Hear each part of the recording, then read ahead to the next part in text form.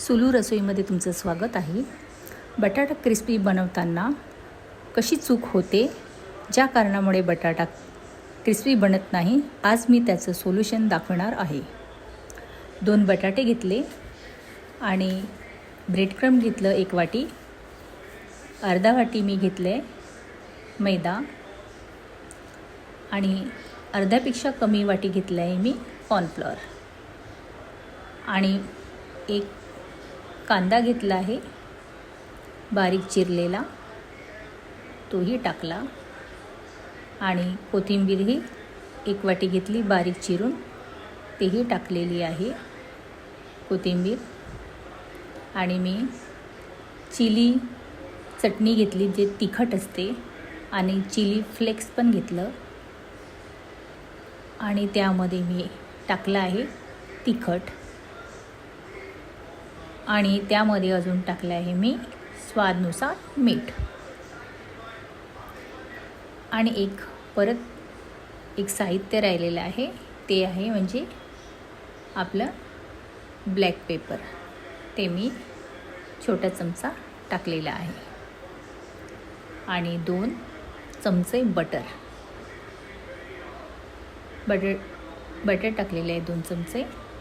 आता त्याला मिक्स करून घ्यायचं आहे. पूर्ण मसाला एकत्र करून घ्यायचा आहे. पूर्ण सारण एकत्र छान झालं आहे. आता आपण ते एका ट्रेमध्ये काढायचं आहे. ट्रेला घेतलं. आता त्यामध्ये छान पूर्ण चोही बाजूने बटर लावून घ्यायचं. व्यवस्थित बटर लावल्यानंतर आता त्याच्यावर आपण सारण लावूया. पूर्ण सारण असं ट्रेमध्ये थापून घ्यायचं हाताने. असं एक पूर्ण लेयर करून घ्यायची. आणि एक लेयर पूर्ण अशी दाबून छान व्यवस्थित झाल्यानंतर त्यावर आपण चीज घालायचं. चीज व्यवस्थित घालायचं. जास्त घातलं तर अजून क्रिस्पी बनणार. आता आपण परत एक लेयर लावायची सारणची आणि छान थापून घ्यायचं. आणि त्यावर परत चीज टाकायची आणि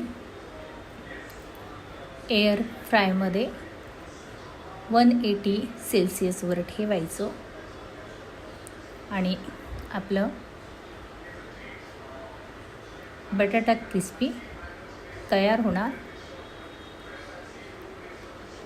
आणि जास्त एअर फ्रायमध्ये आपण ठेवलं आहे. आता आपलं तयार झालेलं आहे बटाटा क्रिस्पी. आणि किती क्रिस्पी आहे तुम्ही बघू शकता. खूप क्रिस्पी आहे. तुम्ही माझ्या चॅनलला लाईक आणि सबस्क्राईब करा. बघा, कटही झालेला आहे. आणि खायला मस्त लहान मुलांना, घरच्या सगळ्या मंडळींना तुम्ही देऊ शकता खायला. तर आपलं बटाटा क्रिस्पी तयार झालेला आहे. तुम्हीही घरी करून बघा. मी तुम्हाला तोडून दाखवते. बघा, क्रिस्पी किती छान आहे.